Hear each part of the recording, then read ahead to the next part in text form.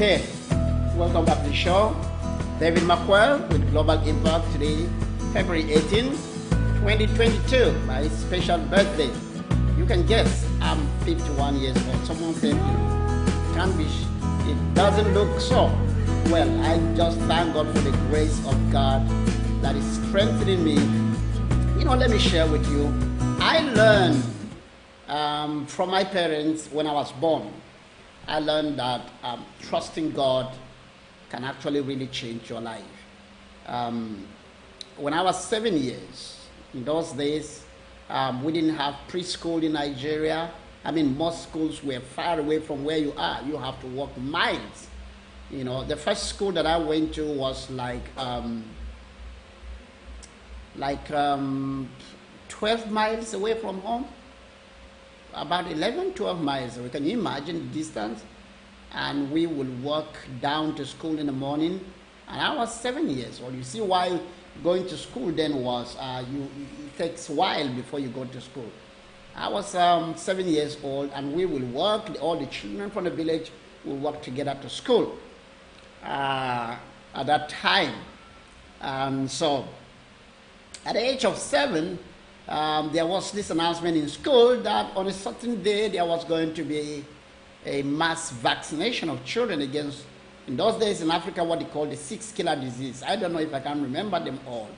But I know there was smallpox, there was meningitis, cerebrospinal meningitis, dysentery, cholera, malaria, chicken pox, I think. I can't remember the rest of them. But there were 6 of them, 6 killer diseases. They were sweeping across Nigeria, killing. The mortality among children was very high. And so we went out to this dispensary. We saw dispensaries scattered around Nigeria. And then I don't know if they are still there today, but then there were dispensaries then. There were dispensaries and medical centers that offer basic hygiene and medical care.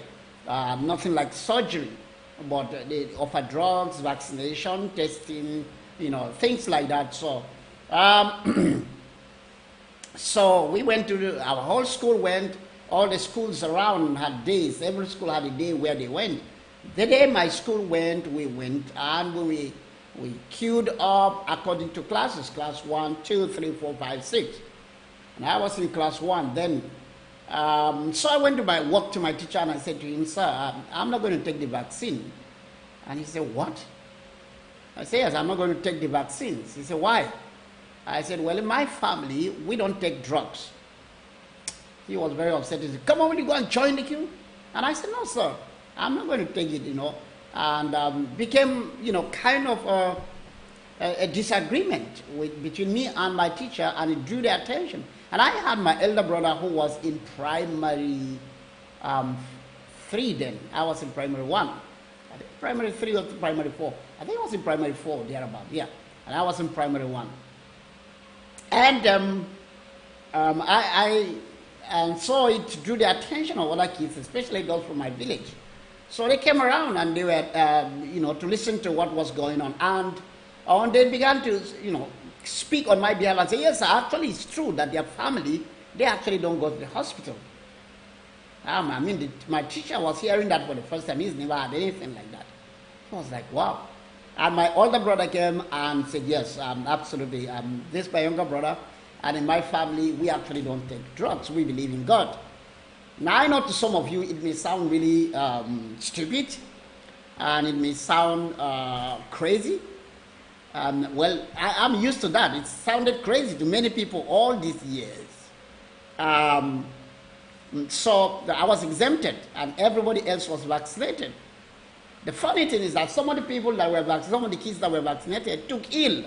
Eventually, I still got the illnesses, and I never got it. Never got it. When I was in junior high, of course, again, the same thing happened, and I didn't. Of course, that one, I was a bit grown, and so there was no argument. I didn't go. I didn't even go. Then, when I was in high school, it happened once more. In high school, that one, I was really, I was about 16 years, I believe, and there was no need for me to even go to school that day, so I didn't go. I wasn't the only one. Many students didn't. I don't know why they didn't, but I didn't go, because I believed in God. So, and I learned for the first time to speak for myself.